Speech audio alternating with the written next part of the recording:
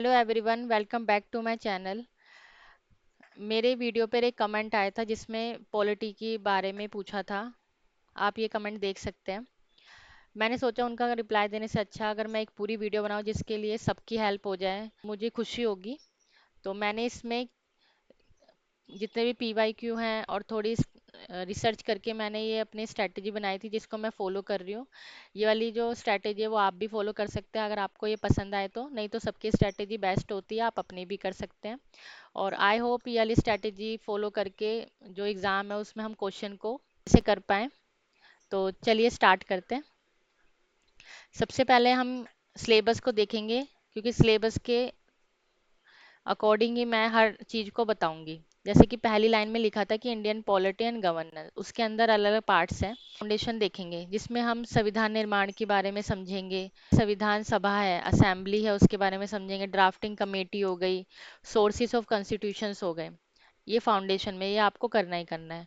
Structure में 12 schedule आते हैं और 22 पार्ट्स आता है। ये बहुत इंपॉर्टेंट है और ये पीवाईक्यू में बहुत पूछे जाता है, ये आपको करना ही है।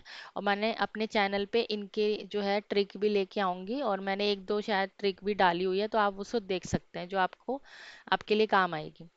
फोकस एरिया क्या करना है हमें, पहले तो फंडामेंटल राइट्स करने ही करने हैं, फंडामेंटल ड्यूटीज पक्का करनी है। और जो अमेंडमेंट होते हैं ना हमारे जितने भी, वो इंपॉर्टेंट है, वो भी मैं आपको बताऊंगी। फिर देखते हैं कि कोर पार्ट क्या है कॉन्स्टिट्यूशन का। जैसे कि पार्ट 3 है, पार्ट 4 है और पार्ट 4A में है।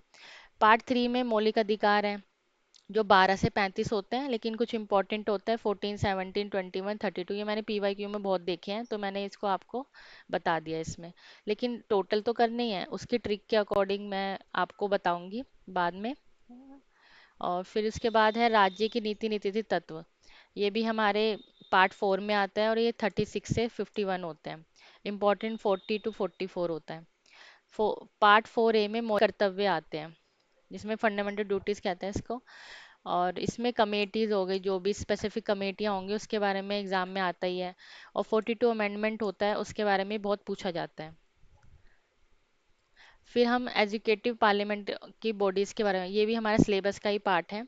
इसमें कार्यपालिका और संसद के बारे में पढ़ेंगे, जिसके अंदर हम प्रेसिडेंट, प्रधानमंत्री, गवर्नर, चीफ मिनिस्टर, इनके बारे में पढ़ेंगे। और फोकस जो करना है हमें क्या करना है, एलिजिबिलिटी करनी है, उनकी क्राइटेरिया क्या था, एज लिमिट्स क्या थी, रेजिग्नेशन क्या थे, रूल्स क्या थे, और मेमोराइज करना है इम्पोर्टेंट आर्टिकल। ये मेन आपको पढ़ना ही है। और जो कुछ की बॉडीज हैं हमारी, जैसे कि सुप्रीम कोर्ट, हाई कोर्ट, इनकी जो रिटायरमेंट की एज होती है उसके बारे में बहुत पूछा जाता है। Election commission, CAG, finance commission, ये सब बारे इसके बारे में पूछा जाता है और इनके बारे में आपको पता होना चाहिए। स्ट्रैटेजी ये कि फोकस करना है आपको आर्टिकल्स पे, अपॉइंटमेंट पे। इसके अंदर जो आर्टिकल्स अपॉइंटमेंट हो गए उस पर फोकस करना है। मेजर अमेंडमेंट हुए थे जो बहुत ज़्यादा ज़रूरी है, वो है 42, 44, 61 और 73। ये मैंने पूरे, ये जो था पिछला सिलेबस था जितना भी, अब मैंने कहाँ से सोर्सेज करे हैं वो मैं आपको बताती हूँ। तो पहले सबसे पहले मैंने 2 सोर्सेज से कर रही हूँ मैं अभी तो, जो उसी को मैं फॉलो करूँगी। तो सबसे पहले हम क्लास 11th की भारत का संविधान सिद्धांत और व्यवहार, ये वाली जो बुक है, ये वाली, इसको आप पढ़ सकते हैं। इस बुक को आपको ना कुछ रटना नहीं है, आपको बस क्या करना है, इसको बस सिंपली एक थ्रोली समझना है। इसमें कुछ चैप्टर हैं जो मैं अब बता रही हूँ जो आपको इस बुक से करना है। चैप्टर 2 भारतीय संविधान में अधिकार, चैप्टर 3 चुनाव और प्रतिनिधित्व, चैप्टर 5 विधायिका, चैप्टर 6 न्यायपालिका, चैप्टर 8 स्थानीय शासन। बस इस चैप्टरों को पढ़ना है और इनको खाली रीड करके आपको खाली समझना है कि वो क्या है उसके अंदर। और सेकंड सोर्स पे चलते हैं। सेकंड सोर्स है हमारा सामान्य ज्ञान, अरिहंत। मैंने लूसेंट की बुक भी सुनी है कि बहुत फेमस है, लेकिन मैंने अरिहंत को पढ़ा तो मेरे को ये वाली बेस्ट लगी। आप लूसेंट भी कर सकते हैं, लेकिन लूसेंट में जो है फैक्ट एक लाइन वाइज दिए हुए हैं, लेकिन अरिहंत में थोड़ा बहुत जो एक्सप्लेनेशन है थोड़ी सी लॉन्ग है, तो उसको थोड़ा समझने में मेरे लिए इजी था, तो मैंने ये वाली बुक परचेज करी है, तो आप भी कर सकते हैं। अरिहंत अरिहंत की जो बुक है मनोहर पांडे की ही लेना आप, ठीक है।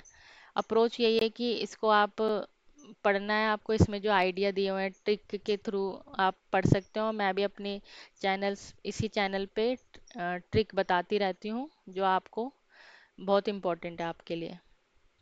ये सेकंड सोर्स हो गया। फर्स्ट है हमारा क्लास 11th का, सेकंड है हमारा अरिहंत की बुक, बस ये दो सोर्सेज है जो आपको पढ़ना है। पहले 11th क्लास की बुक कंप्लीट करिए, उसके बाद अरिहंत की बुक से जो भी हमारी ट्रिक के थ्रू और जो भी होगा उसको हम फॉलो करना है। फिर आते हैं हम लास्ट में हमारी प्रैक्टिस स्ट्रेटेजी। अब दोनों कंप्लीट हो जाए उसके बाद आप सबसे पहले PYQ लगाना। PYQ में अब मैं इस चैनल पे PYQ सीरीज भी लेके आऊंगी, जिसमें पॉलिटी के जो प्रीवियस ईयर क्वेश्चन होंगे उसको मैं एक्सप्लेन करूंगी, तो आप वाली वीडियो भी देख सकते हो। तो PYQ मैं टेक्स्ट बुक से कर रही हूँ, टेक्स्ट बुक से आप भी कर सकते हो, और टाइमर लगा के ही उसको सॉल्व करना। मॉक टेस्ट कहाँ से करना है आपको? मॉक टेस्ट जो है टेक्स्ट बुक से कर सकते हो आप पहले, उसके बाद टेक्स्ट बुक से हो जाएंगे टॉपिक वाइज भी करना। उसके बाद आप ये भी यहाँ से भी प्रैक्टिस कर सकते हो, जैसे अड्डा 24/7, इसके आप क्विज़िस लगा सकते हो। ओली बोर्ड से एग्जाम ओरिएंटेड जो है प्रैक्टिस कर सकते हो। ये स- जब आपका दोनों कंप्लीट हो जाए तो आप इस चीज़ को फॉलो करना। फिर लास्ट में है टॉपिक रिवीजन। सबसे पहले क्या करना है आपको? टॉपिक टेस्ट लगाने हैं जब सब खत्म हो गया। टॉपिक टेस्ट में जैसे कि एक टॉपिक पढ़ा आपको, उसके 30-50 MCQ लगा लिया आपने, और उसी के ही PYQ लगाना, ठीक है। सेकंड में क्या करना, अगर उसमें जो भी क्वेश्चन गलत हुआ है या कुछ आपको फैक्ट याद नहीं हो रहा, तो उसके लिए एक नोटबुक, आपको जो भी आपकी मिस्टेक हो रही है, शॉर्ट नोट्स हैं तो उसको खाली आपको नोटबुक में लिखना है जो आपको याद नहीं हो रहा। थर्ड है कि आप 3-4 दिन बाद फिर उसको रिवाइज करना और दोबारा उसका टेस्ट देना, ठीक है। फिर रीसेस्ट वही दोबारा आपको टेस्ट देना है। ये आपको फॉलो करना है। बस इस वीडियो में यही था। अगर आपको ये वीडियो पसंद आए तो लाइक करिए और कमेंट करके मुझे ज़रूर बताइएगा कि ये वाली स्ट्रैटेजी आपको कैसी लगी। Thank you.